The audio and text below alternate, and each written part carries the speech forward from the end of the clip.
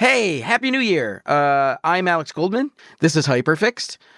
Each week on our show, listeners write in with their problems, big and small, and I solve them. Or at least I try. And if I don't, I at least give a good reason why I can't.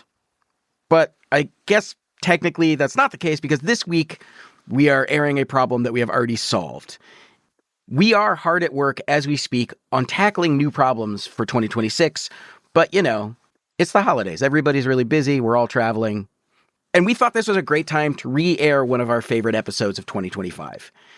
And when I say one of our favorite episodes, I can only speak for myself, but it was the first time we made an episode where I was like, oh, this is what the show can be if we are firing on all cylinders. If we are doing it right, this is the stuff we can make. This episode had such a profound impact on our listener and on our audience. And if you make it all the way through to the end, you can hear that it has a very profound impact on me as well. The story is called Two Birds, 100 Stones. It aired in February of last year. It was our first and, to this date, only live performance at a festival called On Air Fest in New York City. And if you've already heard this episode and you're thinking, I'm about to dip, do not do that because we added a special surprise at the end of this episode. So if you want to hear that update without listening to the whole episode over again, you can scrub to the end approximately at... Hold on, let me ask our engineer, Tony Williams. Tony, when does the bonus stuff start? It's at 41:50. Okay, just skip to that to hear only the new stuff.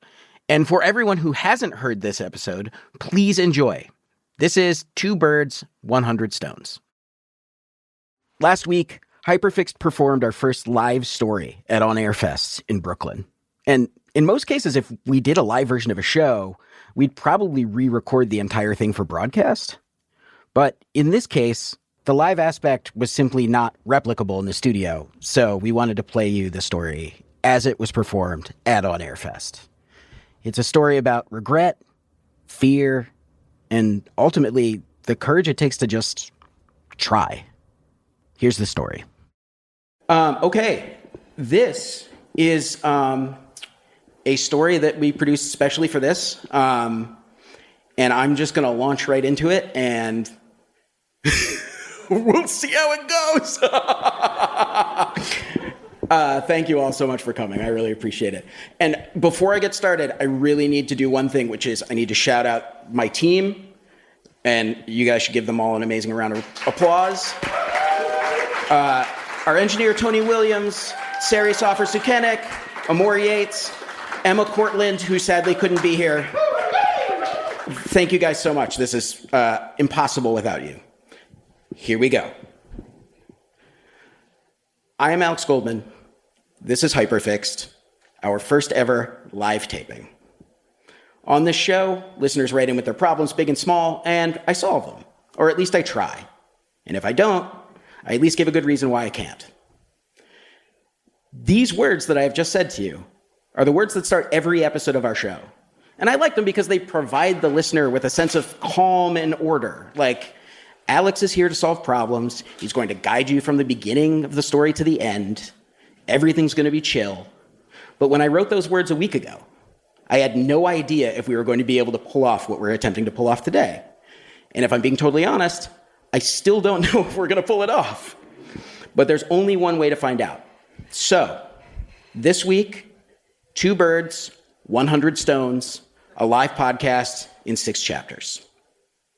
Chapter 1, The First Bird. Okay. So I have my camera set up on a bunch of VHS tapes right now, and I'm going to use those to hold this thing up. So hold on. Perfect. Why do you have a bunch of VHS tapes? Because I'm a giant nerd. This is Keenan. He's a Toronto native. And if he is a nerd, he is the very best kind of nerd. He is a media nerd. And not just the kind that obsesses over stats and trivia. Keenan is the kind of nerd that attends as much to the social world of the art as the art itself. He spent years working in record stores, concert venues. He has an insane collection of physical media. But there's one artist whose work continues to evade him. And that artist is his mother, Megan. What is your relationship with your mom like? Are you guys pretty candid with one another? Do you have an easy relationship? Is it difficult? Is it weird? What kind of relationship do you have? I would say it's all of those things. That's totally fair. Yeah, I love my mom to bits. She's been a very emotionally honest person my entire life. Like, there's nothing that she really hides or holds back on. When we have any kind of personal difficulties, like, we can talk about it. She's not a very closed person. She doesn't hide things. So that's why I think that we have a great relationship. But there is one thing that Megan has been reluctant to talk about: her young dreams of being a songwriter. Over the years, Keenan's heard the story in bits and pieces, but the broad strokes of it go something like this. In the early 80s, Megan was a waitress at Second City in Toronto, and she was writing songs. A friend of hers, Second City's house piano player, said, "Hey, I have this friend. She's a singer-songwriter. I guarantee she would love to perform your songs. Her name's Katie Lang. Let's record some songs. You can give her your tape. I'll put in a good word for you." She was a massive Katie Lang fan. Mm-hmm. She saw her perform at the Cameron House, which is like a not very large music venue here in Toronto. She did a week-long residency, and my mom was there every night, sitting in the front row by herself. Anyway, she has a cassette tape of her songs, and she handed that to Katie Lang at one point and never heard back. It was gone. After that, Megan was so devastated by the apparent rejection, she sold her piano, she packed up all her music, and she charted a new career path for herself. Megan started working in film and television, and that's what she still does today. She doesn't need a megaphone. She's the person on set who is just saying, like, "And we're rolling!" And she's 5'0" and just commands everybody. She is in charge of the set, and that's what she's like. These are some photos of Megan from her on-set stuff. This is her with Don Johnson, Brian Dennehy, Rutger Hauer. For all intents and purposes, Megan has lived an extraordinary life. She's worked with tons of celebrities: Jason Priestley, Billy Zane, Gabriel Byrne, and she has a massive amount of insane stories about everyone from Leonard Cohen to Robin Williams. But Keenan has always sensed that somewhere inside his mother, there's still a person who longs to be a musician, or at least part of her that regrets that she stopped trying. Basically, she gave up on doing this. After the tape didn't lead to anything, after Katie Lang never called her back, she just was like, fuck it, it's never going to happen. I'm abandoning this completely. That kind of bums me out.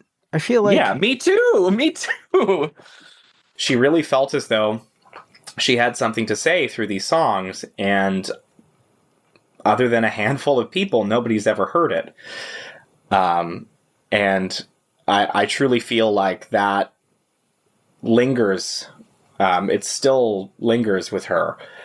So I wanted to bring her some resolution to this thing that she always wanted and never had. Also, for a woman who sounds like kind of brassy and willing to talk about anything, the fact that there is this one component of her life that she steadfastly refuses to talk about, it must feel like a gap, a knowledge gap in this person that you, I think, know pretty well. Yeah.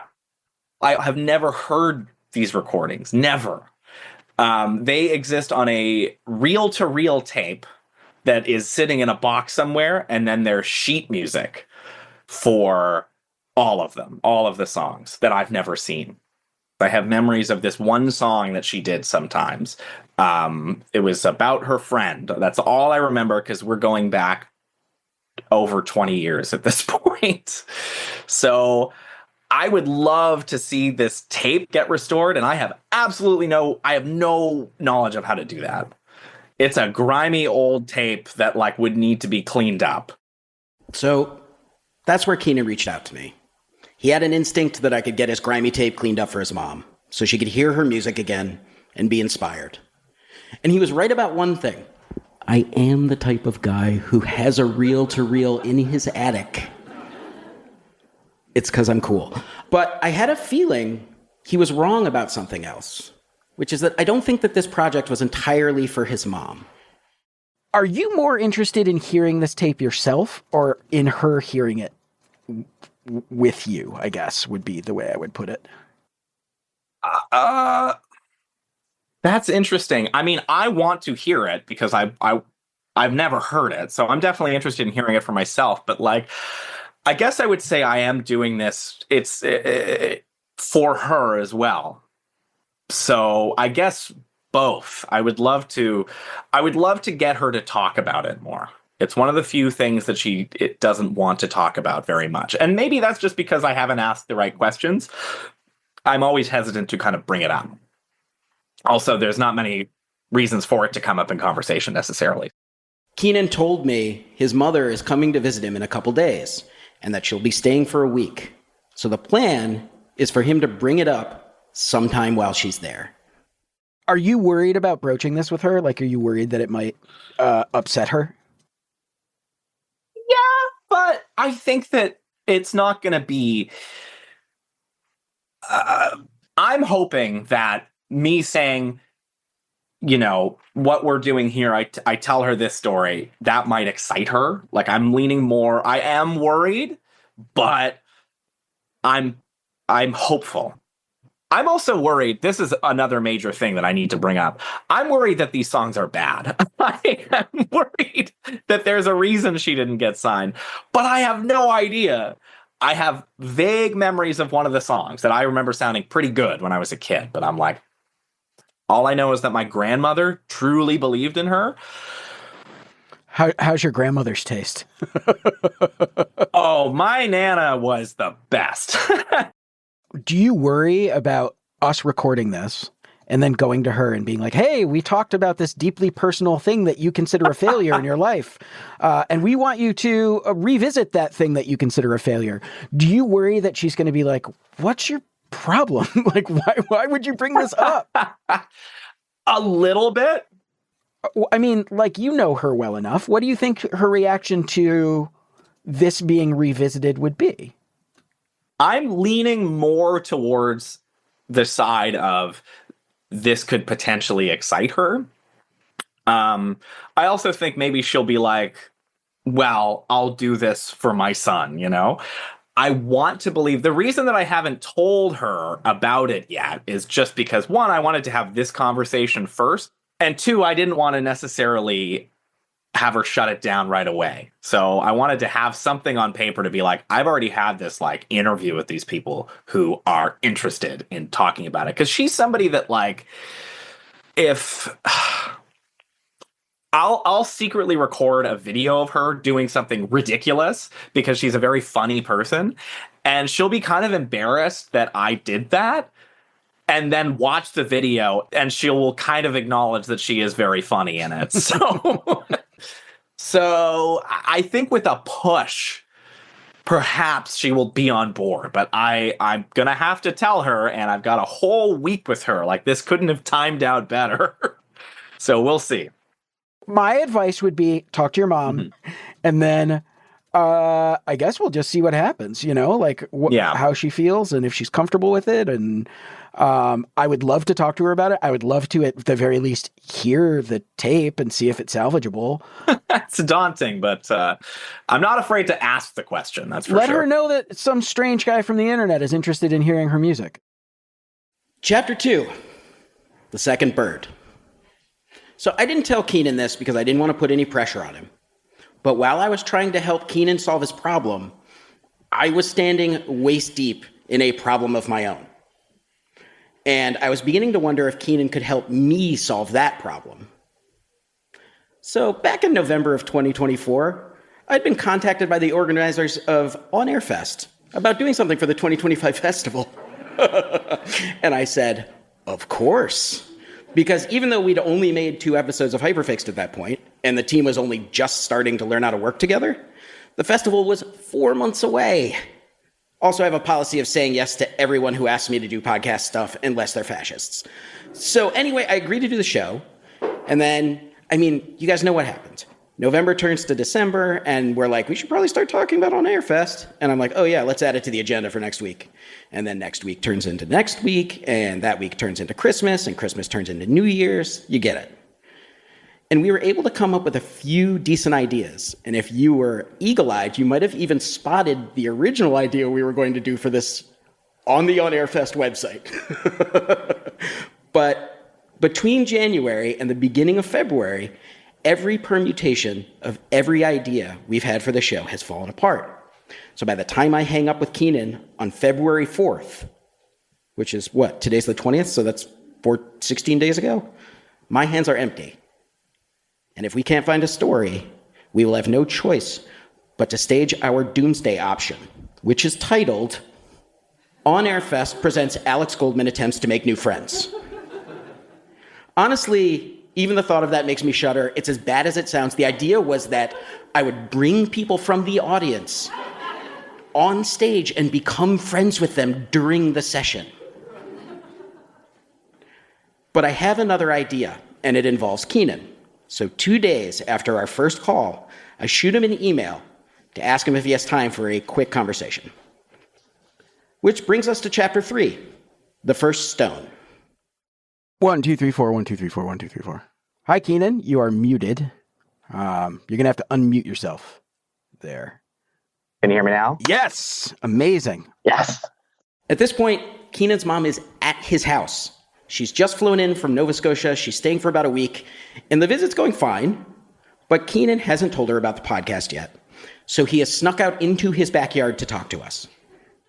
I'll keep this brief, and it's this is crazy. It is totally fine if you're like, there's no way this is going to work. Okay, I just want to get that out in front of that. I'm excited to hear it. So I tell him the story I just told you about how I had committed to this thing and then totally shit the bed, and about how I'm exploring alternative options for this live show, which is scheduled to take place in 2 weeks. And I thought maybe this is an opportunity to kill 2 birds with 1 stone. And then I very tactfully ask him, I was wondering, considering your mom truly desires an audience, do you think she would we could make this a story where in 2 weeks, the look on your face is mad skeptical. I can compose this story, and then at the end, she can come out and sing for us. Oh my God. That is... my God. I totally understand. Just think about it. No pressure. I know that's like a crazy thing. Do I want it to happen? 100%. Do I think it could happen? Big maybe. I don't know. I don't think she's done it in years. Again, totally fine if this is not a thing that is possible. I just want her to know that, if she feels comfortable doing it, I would love to give her the opportunity to sing the song she felt like she wasn't able to sing to other people. Oh my God. I will ask her. I'm still trying to think about how to broach this information to begin with, but I have a whole day with her today. And again, I apologize because I'm also putting pressure on you by doing this. I know this is nuts. No, it's I mean, technically you are, but this is if this could happen, I would be just over the moon. But yeah, it would be so cool. 2 weeks is ah! I understand. Yes, I understand. I will talk to her today. I mean, I got to broach the story thing first, and then I will tell her. Okay, let's see how it goes. Can you hear the desperation in my voice? Can you hear it? It's so bad. Listening to that gives me secondhand embarrassment for myself. That's wacky. Okay, chapter 4. The First Bird, part 2. So, a couple days later, we get an email from Keenan saying Megan's agreed to talk to us. And we're like, holy shit, this is going to work. Megan's dream is going to come true. Keenan's going to get to hear his mother's music. We're not going to get banned from On Air Fest. And best of all, I'm not going to have to embarrass myself trying to make new friends in front of a bunch of strangers. Everything is coming up Goldman. And then we get on a video call with Megan. And without saying it directly, she very clearly conveys that she does not want to even be talking to us. You good, Mom? Yeah, I'm really great, Keenan. See what I mean? Now, under normal circumstances, this would have given me pause because the last thing I want to do is force a spotlight on someone who genuinely wants to avoid attention, even if it means that I'm going to walk away from this with nothing to show for it. But Keenan cautioned me about his mom that while she may hate the idea of attention, once she warms up a bit, Megan actually kind of loves it. So all I had to do was warm her up. So I'm wondering, just to start, if you could introduce yourself. My name is Megan Banning. I am the mother of Keenan Tamlin, who started this kerfuffle. I live in Halifax, Nova Scotia, which is a beautiful coastal town in Canada. And I'm here to visit my son. And he's ruined your whole trip, right? Well, I wasn't in the door. Like, I think it was like the first day, and I cried, and I don't cry very, very rarely. Oh, wow. I was like, this is so personal. How dare you? And it's a part of my life that breaks my heart because it's a shoulda, coulda, woulda. Right. Well, I want to ask you about that. Like, how did you get interested in music? I came from a very dysfunctional home. My mother was bipolar. My father was an alcoholic. But we had love and music, and we danced. When on a good day, we danced, but music was always a thing.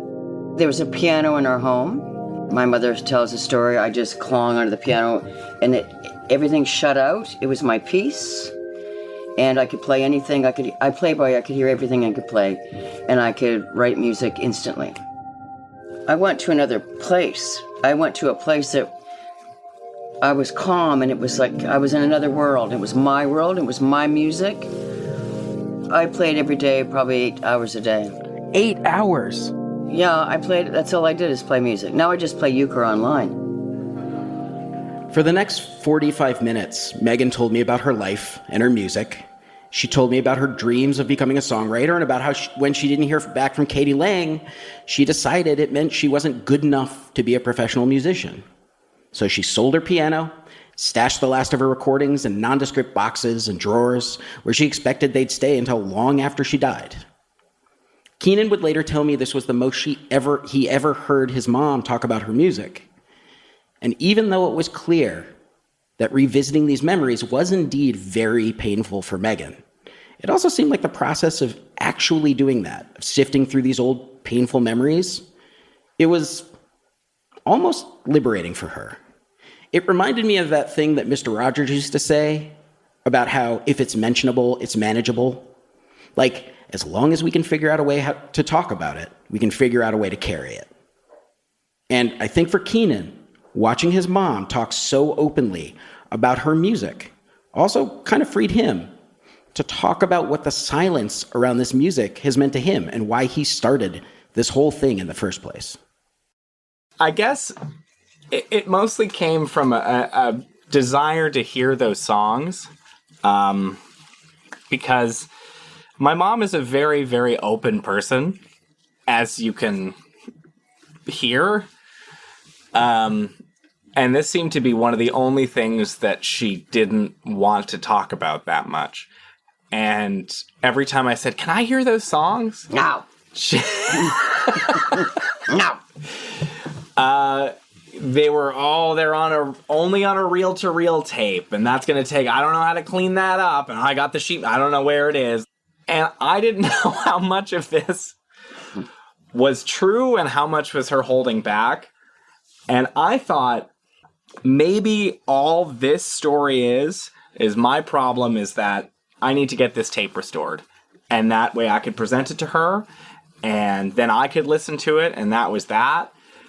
And then now the story has kind of become a lot more about her, which I love because she has a story.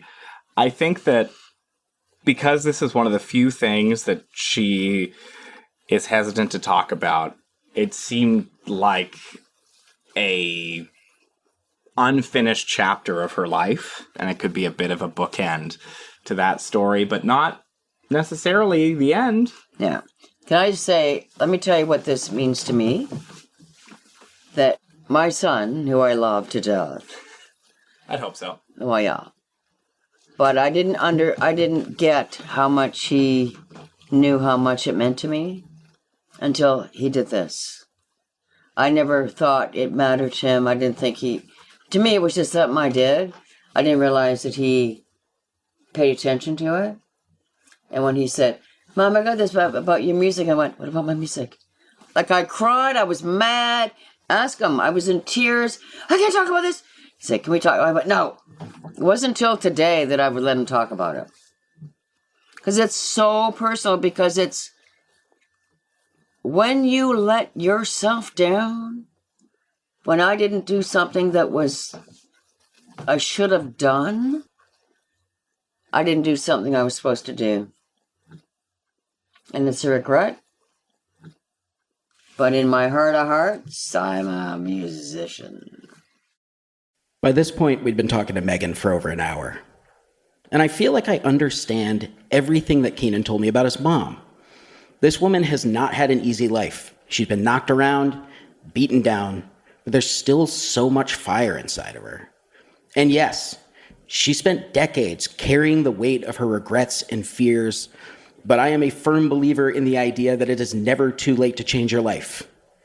And also, Keenan had told me that all his mom needed was a push. So, I decided to push her. I say, Megan, I don't want to beat around the bush. You're a musician with songs that nobody's ever heard, and I'm a podcaster with an empty stage and an audience hungry for something that stirs their souls. Would you do us all the honor of performing your music live at On Air Fest in Brooklyn, New York? Oh, not happening. That's never going to happen. I'm never going to be on a stage and sing my songs because A, I can't sing anymore. Like I can't. Like my voice, I smoke fucking Marlboros. Just because you don't sing like Katie Lang doesn't mean you can't I don't want to sing. fucking sing like her anyway. She's too twangy. No, fuck. No. Just could not do that. But here's what I could do. I would love to have someone else sing, like, to have my music heard and my song heard. That would be, I would die to hear that. Yeah? I'm getting teary-eyed just thinking about it. It'd be something. If there was one song that we could get someone to perform, what song would that be? It's called Room. Rooms, Megan told me, is a song about a feeling she had years ago after her then fiancé broke off their engagement. It's about that singular kind of heartbreak you experience when you're by yourself in the same spaces you used to share with someone you loved, when the volume of your sadness and anger is only outweighed by how much you miss being in a room with them. What would it mean to you for people to hear that music? Would it mean anything at all to you now? Like, what would it feel like to have people in public hear that? It would take me back to me back then. That young, I was never sweet.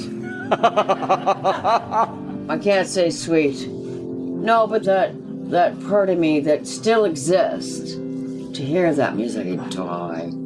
And is it good? I mean, it could be shit. I mean, I haven't listened to it for so long, but I just know,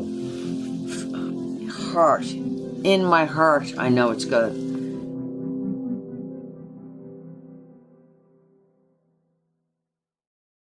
Chapter 5, 99 Stones.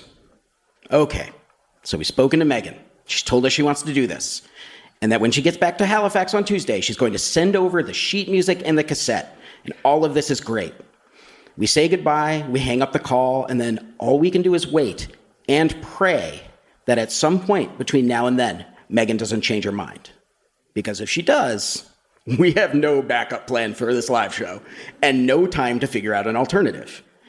And if you think I'm mentioning this simply for the sake of ramping up narrative tension, 1, you're right.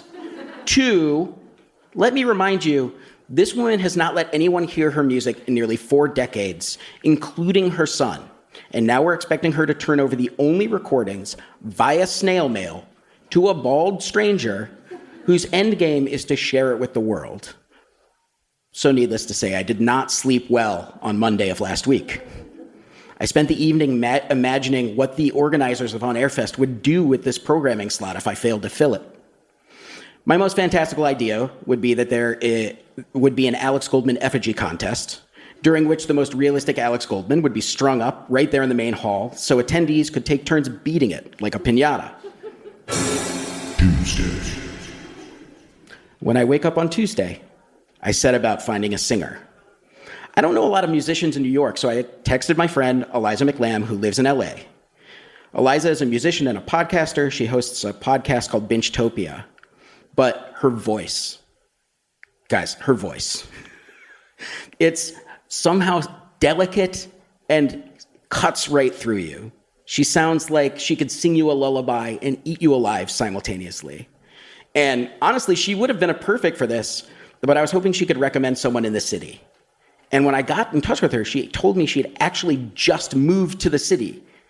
And immediately I'm like, oh, this is meant to be. So I got on my knees and I started begging. And she was like, calm down, dude. I'd love to sing Megan's song. And I'm like, great. As soon as I get the music, I'll send it over. We check in with Keenan throughout the day. Keenan checks in with Megan. But by 7:30 p.m., there's still no news. Megan's told Keenan that she knows exactly where the cassette tape is, but that the sheet music might take a bit longer to find. And as for the reel-to-reel, which contains the only copies of the studio recordings Megan made for Katie Lang, that was completely MIA. So we agree to circle up on Wednesday morning. Wednesday morning, there's good news from Keenan. The sheet music and the cassette have been located. But the sheet music is just piano chords. The lyrics were written by hand. Megan has no way to play the cassette, and there's a huge snowstorm coming to Nova Scotia. So we scrap the idea of sending this stuff through the mail. Keenan starts calling audio nerds in Halifax looking for someone capable of converting a cassette into a digital file they can send to us. Obviously, this is not an ideal situation, but then again, none of the work we've done on this project is ideal. And yet it is starting to feel like we have inadvertently assembled a small army of people who are deeply invested in the outcome of this operation. Like within hours, Keenan has made contact with a legendary local musician named Rich O'Coin, who has the gear to get the job done. And Rich is like, yes, bring me your tired, your poor, your busted tapes. I will convert them. And then we can get them to Eliza. But due to the storm, nobody is able to get over to Rich's until Thursday. At 7 a.m. on Thursday, Keenan texts to say that the tape is on its way to Rich's. And at this point, we are exactly 1 week to the day from our show at On Air Fest. And the organizers of On Air Fest have started sending us follow-up emails reminding us that our script and our clips and our photos are due by Friday, aka tomorrow. But the thing is, we don't have any of that stuff. Because this whole story hinges on a single song, a song we've never heard, and at this point, there's a pretty good chance we never will. Because remember, this tape that's heading to Richard's, it's nearly 40 years old, and it's been hiding at the bottom of a box filled with all kinds of other shit, and there's really no telling what kind of condition it'll be in when it arrives, or if it'll even be salvageable. So when Rich sends this photo of the cassette, our hearts fucking sink. The tape is visibly bent, twisted up inside the cassette's plastic casing. And as I'm looking at it, there's a brief moment where I wish I had quicksand near my house. Then I could just take a walk and end up accidentally buried up to my collarbones and explain to passerby that, unfortunately, I will not be able to attend the On Air Fest 2025, the premier festival of sound and storytelling featuring intimate conversations, performances, and live podcasts, because I'll be here in quicksand.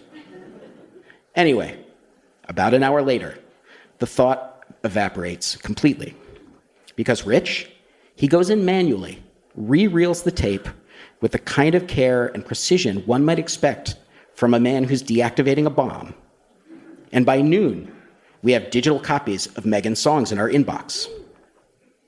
And the moment we hear them, it's like, look, I don't believe in destiny, but over the course of my life, I have experienced, I'm going to start crying. But over the course of my life, I've experienced alignments that certainly felt like they were fated. And when Megan sent music to my friend Eliza, I felt like I was in the middle of one of those things where 100 crazy elements suddenly and inexplicably aligned precisely the way they were meant to. So without further ado, I'd like to invite Eliza McLam to join me for the 6th and final chapter of our show, the song Rooms by Megan Banning.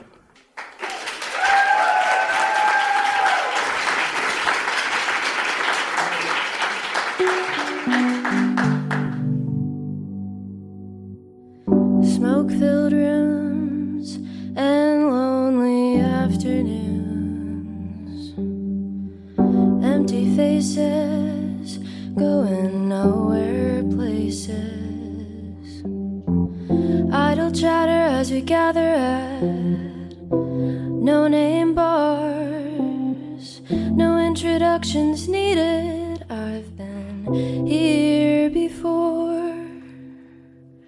Nowhere once forgotten,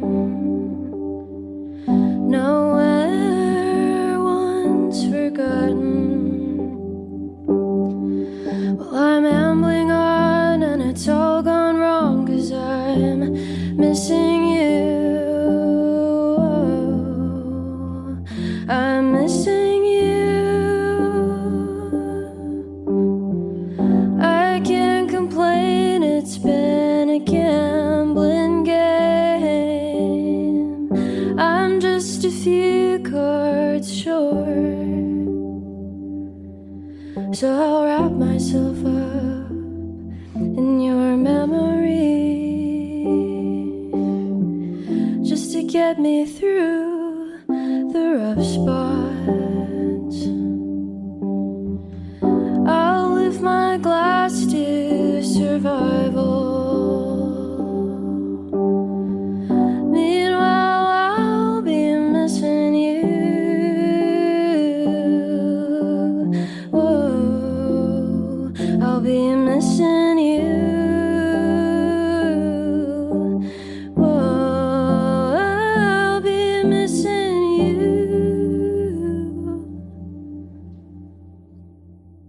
Smoke-filled rooms and lonely afternoons,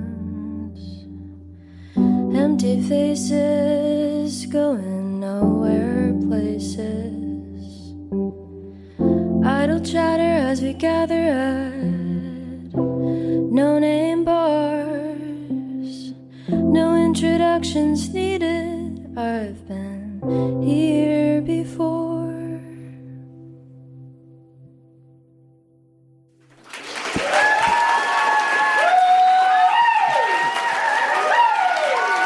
Thank you so much.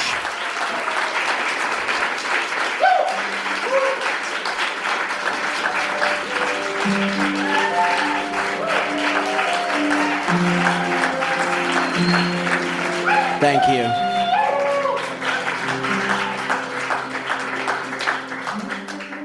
So what you're hearing right now is the recording from a boombox on top of a piano from 1983, I think.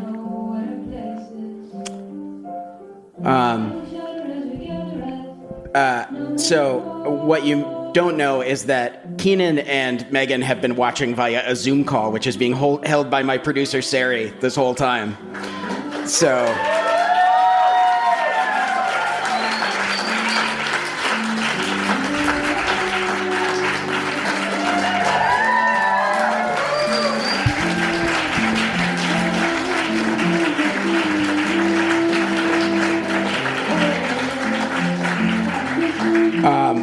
I'm wondering if I could just bring the phone up real quick. Yeah. Yep. Hey guys, how you doing? Hold on a second. I'm gonna put you on speaker. No, I don't know how to put you on speaker. Can you help? Oh yeah, you have to unmute yourselves. Can you unmute yourselves real quick? And we bring the music down, the house music down.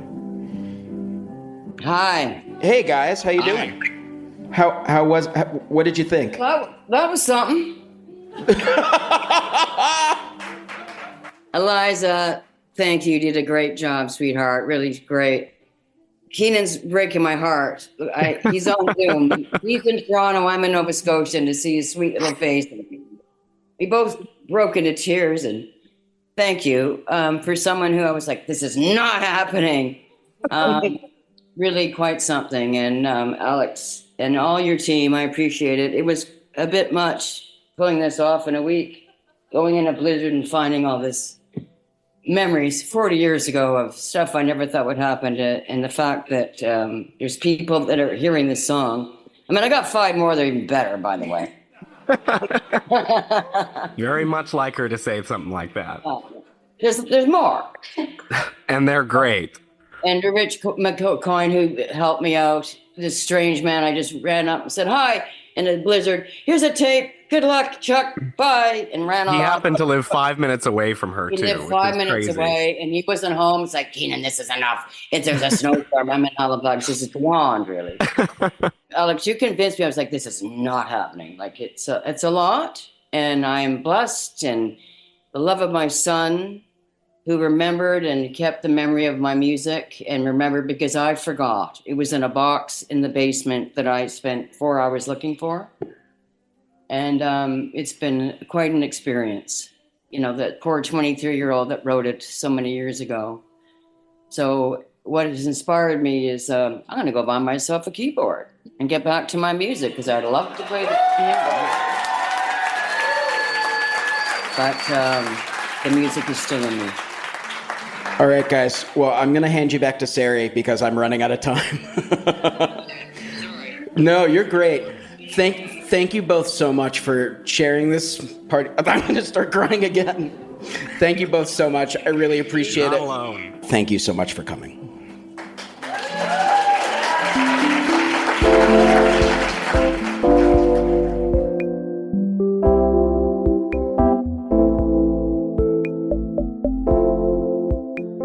So at the top of the episode, I teased that we had a special addition to the story. And that addition is that about a month ago, Hyperfix producer Emma Cortland and I jumped on a phone call with Keenan to find out what he'd been up to since we last talked and what Megan had been up to after they opened their lives to us in such a big and vulnerable way. Which I gotta say, opening up to a podcast is big and vulnerable anyway, but the stakes felt so much higher with Keenan and his mom, because we were performing her songs to a live studio audience for the first time ever. And we were just curious how they were doing once the dust had finally settled. And I also knew that Keenan had some pretty big news in their life since we last talked, so we jumped on a video call to catch up. So Keenan, you got married. I did, yes, I did get married. How long have you been married now? August 30th. Congratulations. How long ago was August 30th? You do the math. I'm not a whiz at it. Me either. So August 30th, October, November. Oh, so like 3 months? Not very long. Yeah. Oh, so actually, technically, we signed the papers in April, but then we didn't have the ceremony till August 30th. So we signed the paper on our 10th anniversary because I was like, well, that seems very fitting. And we were going to do the ceremony out in Nova Scotia where my mom lives. And she was like, don't do it. The weather's going to be terrible. Just do this, do the ceremony later. And she was right. It was perfect weather the entire time we were there at the end of August, and the day of the ceremony, pouring rain. We had to move the ceremony back half an hour because Spencer's family was arriving late, and we're like, okay, let's push it to 4:30. I kid you not, 4:28, like the clouds part, because we were doing an outdoor ceremony. So, and we had a backup, kind of, but it was like, if we can't do this outside, it's not going to work out. And the timing was unbelievable. And like, I'm reading my vows and this heron flies by right in front of my view. And I was like, I don't know, is that a sign? Whoa. Is that good luck? I'm just going to say it's good luck. Aren't herons like harbingers of death? I'm sorry. You know what? I don't know that to be true. I'm making that up. We Googled it, and there's a lot of different interpretations of herons. So I'm just like, I'm going to pick the good ones, and I'll say that it's those. Okay. What music did you walk down the aisle to? So that was a big point of contention. So I'm obviously very big into music, as I'm sure you guys remember. And I was like, it's just something instrumental, nice and slow. And I was going through like hundreds of instrumental covers of things. And I really wanted to go down to Rainbow Connection because I'm a huge Paul Williams fan. And I'm like, if I can walk down the aisle to a Paul Williams song, I'll be so happy. Spencer was like, I don't think so. Not to correct you, by the way, that song's actually by Kermit the Frog. Well, okay. Well, you know, he had a little help from Paul on the writing side.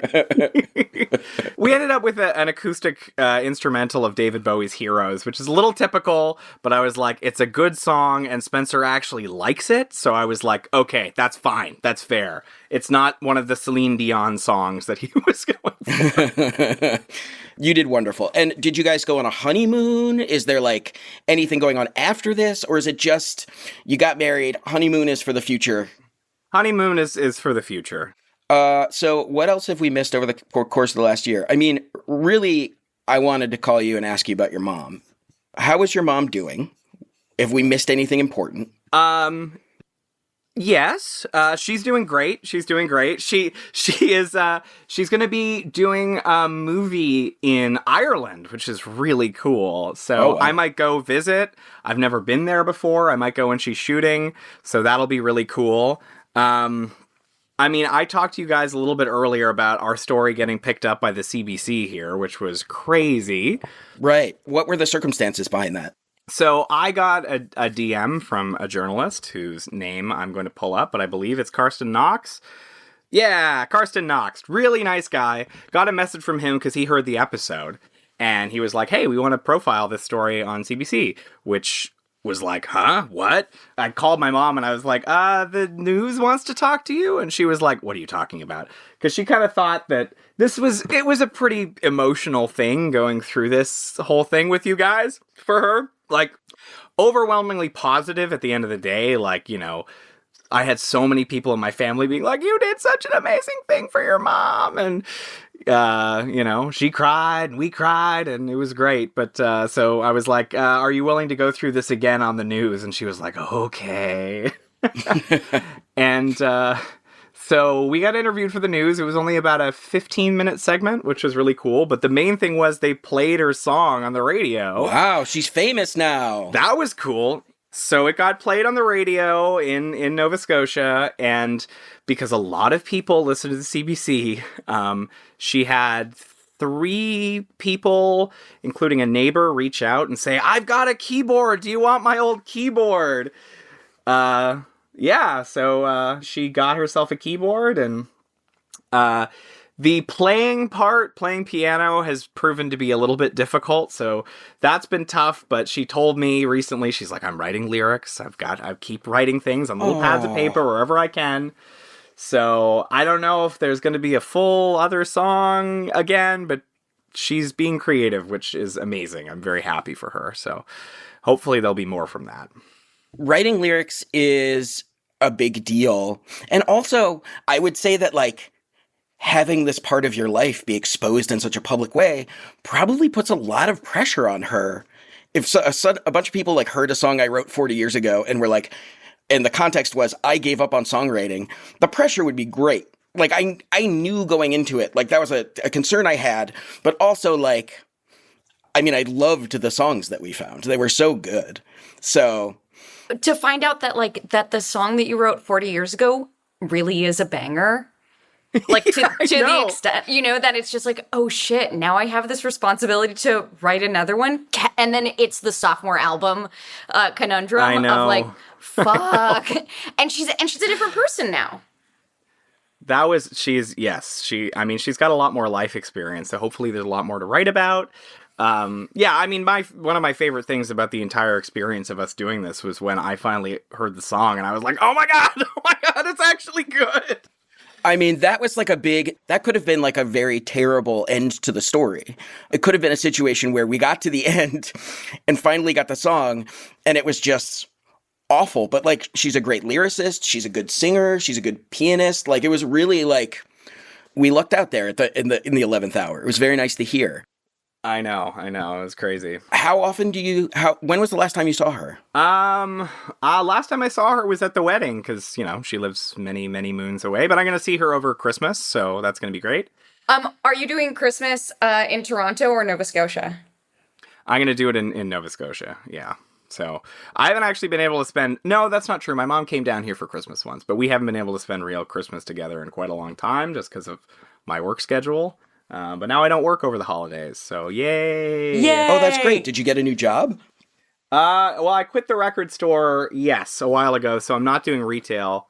I'm a gardener and I'm a landscaper. Our season actually ends. This is my last week, so I'll be semi-jobless for a few months. So we'll see. We'll see what happens. But that's I was a landscaper, I think when I was 20, and a lot of people do it earlier in life. I'm doing it later. Well, to be fair, Alex has done pretty much every job there is to do, and he's done them at very, yeah. So this was not I did it as a young man. It's like Alex has, this career just happens to be the thing that he settled on at the specific time in his life. And I didn't start doing radio until I was 30. 30 was when I first got into it. So it was pretty late.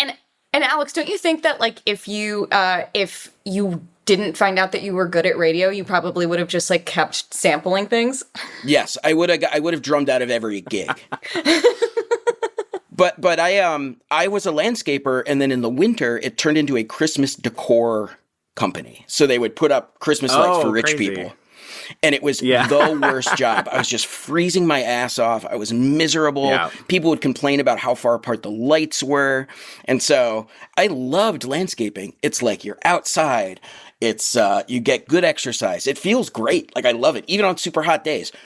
Christmas decor was like the polar opposite. Pun intended. It was the worst. Yeah, we don't do any snow maintenance, nothing. It's just like we close up shop for 4 months. Which is, I mean, money-wise, not the best, but it means, like, I'm totally unemployed from there, so I get some nice EI, hopefully. We'll see. I'm gonna hopefully spend this time pursuing other things that are fulfilling. We'll see. I finished writing a screenplay, something that I had always wanted to do. Congratulations. And I set my mind to it, and I actually finished one, and I'm working on number 2 already, which is awesome. Will they ever get made? Probably not. But hey, I did it. That was my big goal recently, was to try and write one of those. So, I mean, honestly, Keenan, it's just like, it's so nice to see you. I'm so glad that you did that, and that, like, it's like, I don't know. I feel like I don't know if it felt this way for you, but for us, that episode that we made together was like really, it was so special to us. Alex, when I didn't get to be at the event, but when Alex left the event, he sent me a text message from his car where he was just like sobbing. And he said that it was really intense. It was really He said intense. it was like the most meaningful thing that he had done in his professional career. And it's like, we do these things. Oh my God. And I'm telling you this because it's like, we take on these things because we're like, we're going to solve your problems. We're going to do something that like, changes something in your life. But like your story actually sort of shifted, not sort of, certainly for Alex. And I really felt it too, although I didn't get to be there for the live experience. But like, it really shifted something in our lives and kind of proved to us with the show, like, what it could be, like how special it could be and what it could mean for us. So I feel like we have a lot of thanks to you for like being game to really fucking roll with us and really co-produce. And it was just, it was like, it really was like a magical experience that couldn't have happened unless every single person involved wanted it to happen in the same way. Yes. Although my mom wanted it probably the least out of anyone. But yes, absolutely. Absolutely. But she loves me, so she was willing to come along for the ride. Good mom. Good mom. Good mom. Yeah. It did feel like the first episode of Hyperfixed in a way. Like it was the one where we were like, oh, this is what this show can be. Yeah. Oh my God. Wow. Mm-hmm. Part of what made this episode very fun, kind of stressful, but a very unique production experience was that we were working with Keenan to make this happen. So he got to basically have the firsthand experience of a producer, rushing to get everything together in time. And Keenan tells me that it was pretty exhilarating. I had so much fun.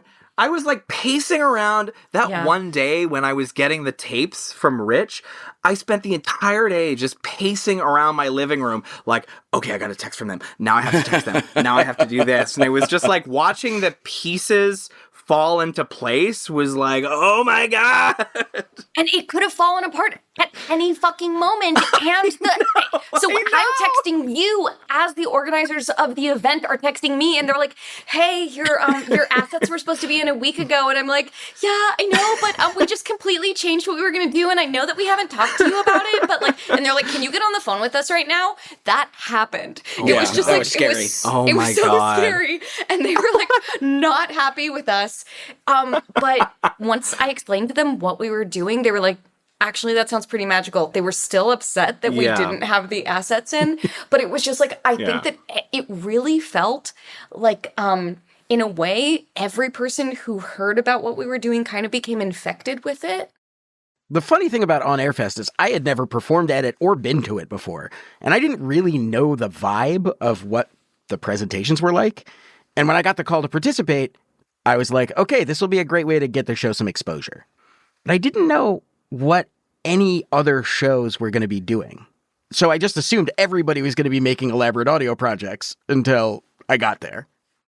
We got there and we put on this big production, like a very intense, intricate production that involved a lot of pieces of tape, so on and so forth.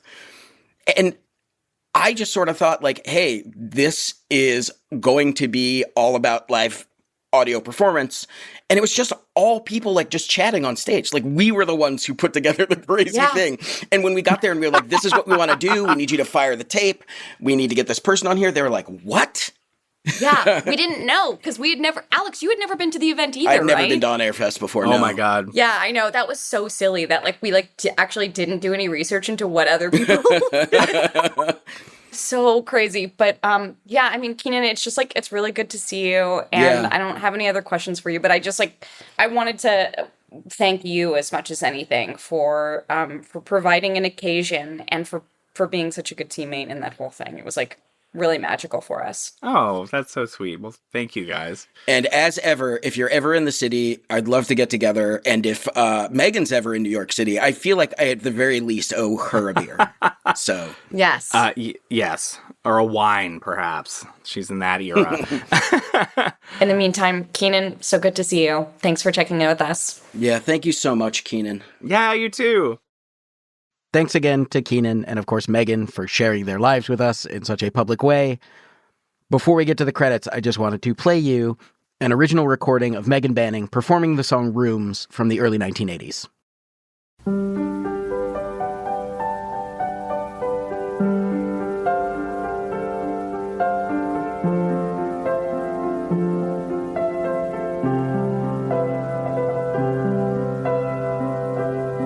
Smoke-filled rooms and lonely afternoons, empty faces going nowhere places, idle chatter as we gather at no-name bars, no introductions needed, 'cause I've been here before. Nowhere once forgotten, nowhere once forgotten. Well, I'm ambling on, and it's all gone wrong, 'cause I'm missing you. Whoa, I'm missing you. I can't complain, it's been a gambling game. I'm just a few cards short, so wrap myself up in your memory, just to get me through the rough spots. I'll lift my glass to survival. Meanwhile, I'll be missing you. Whoa, I'll be missing you. Whoa, I'll be missing you.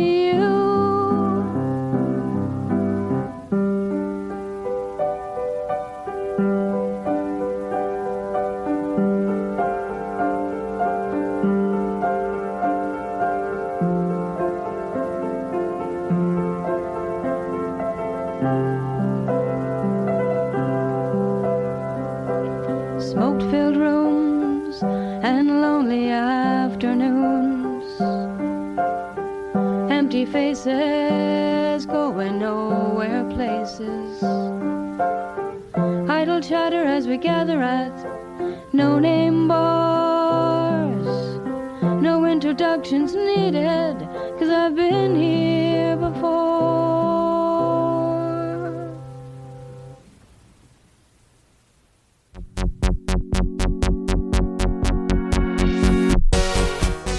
Hyperfixed is produced and edited by Emma Cortland, Amor Yates, and Sarah Soffer-Sukenik.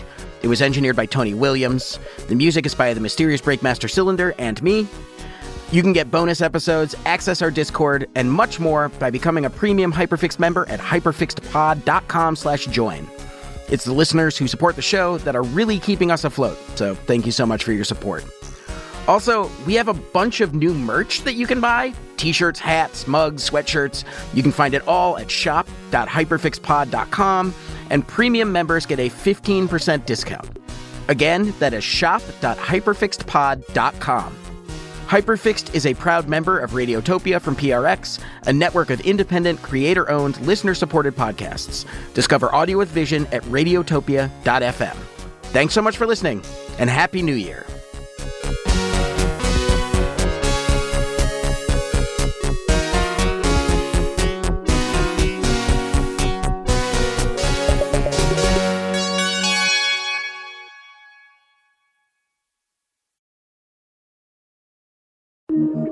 Radiotopia from